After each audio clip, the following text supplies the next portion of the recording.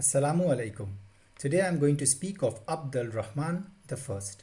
He was the founder of the first Muslim dynasty that ruled the Iberian Peninsula, known as the Umayyad dynasty. This dynasty ruled for more than 3 centuries. Abd al Rahman belonged to the royal family and he was the grandson of Caliph Hisham. His name, the etymology, Abd, comes from the Arabic word Abdul, meaning servant, Al means the, and Rahman means most gracious. So somewhat his name means the servant of the most gracious. He is one of the most exemplary and iconic rulers that ruled in the Iberian Peninsula.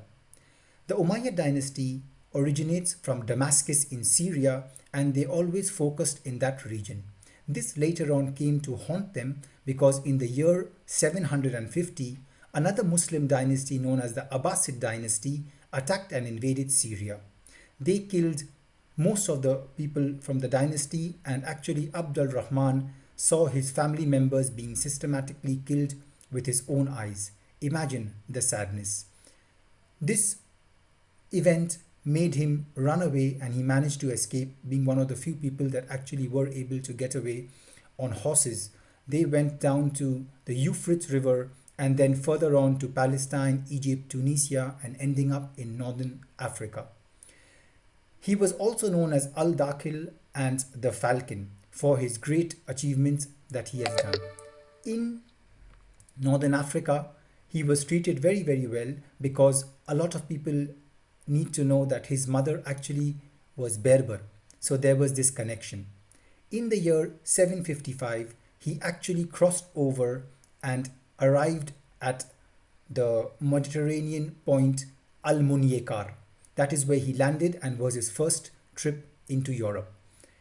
Next year, in 756, he had a great battle against the Al-Fihri where he won, and then he proclaimed himself as the Emir of Cordoba, and Cordoba, as known in Arabic, Qurtuba, became his base.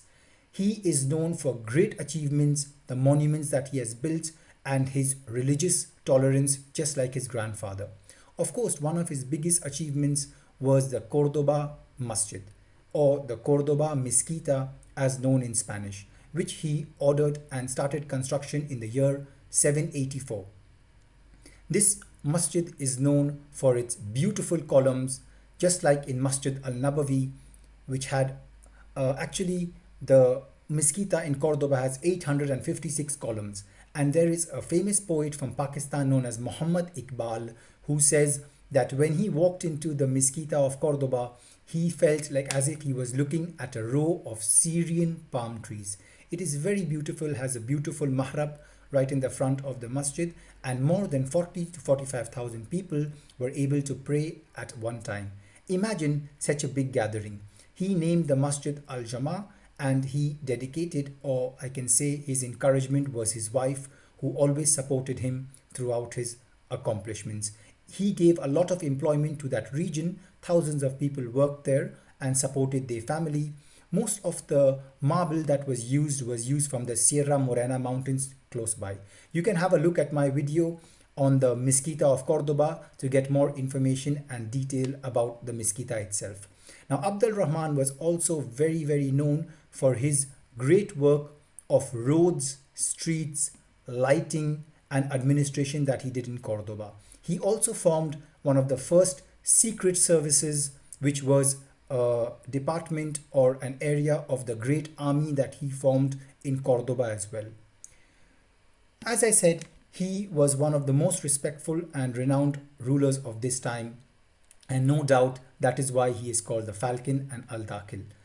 Also, the Umayyad dynasty in these 3 centuries gave a lot to the region, like metalwork, ceramic work, sword making, and other industries that are still flourishing in Spain, current Spain today.